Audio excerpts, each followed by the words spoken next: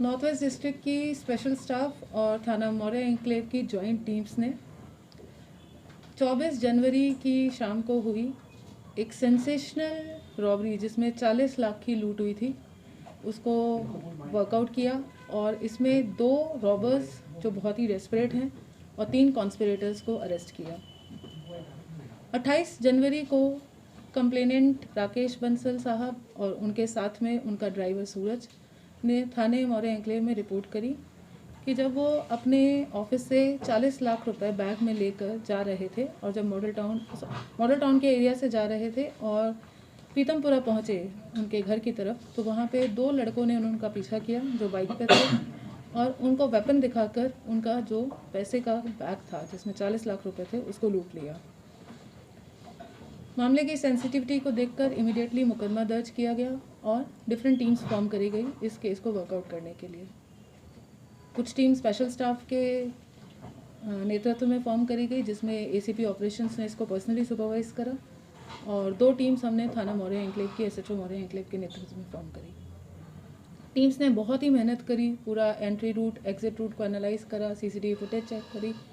CCTV footage में हमें 2 लड़के दिखे जो बहुत ही मेहनत से आइडेंटिफाई करने पर ऐसा लग रहा था कि ये हमारे एरिया के वांटेड क्रिमिनल्स में से हैं।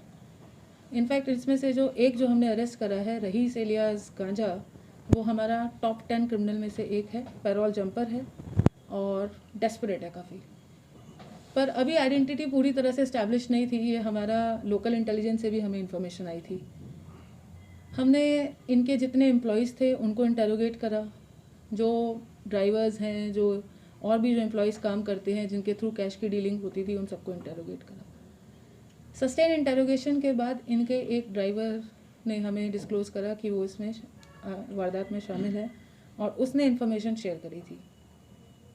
ड्राइवर से हमें पता पड़ा, जो नरेश ड्राइवर था, उसको जब हमने अप्रीहेंड करा, उसकी इंटेरोगेशन करी तो उसने बताया उसकी एक जानकार लेडी है हेमा एलियास बसंती, जिससे वो काफ़ी बात करता था और उसको उसने कैश के मूवमेंट के बारे में इंफॉर्मेशन दी। हेमा बसंती से जब इंटेरोगेशन हुई तो उसने बताया कि एक पीसी है कमल सांसी मंगोलपुरी का, उससे उसकी काफ़ी बातचीत थी और उसने फर्दर इनको इन्फॉर्मेशन दी। इसके बाद इन्होंने इन 2 रॉबर्स से कांटेक्ट करा, रहीस एलियास गंजा और राकेश एलियास राका।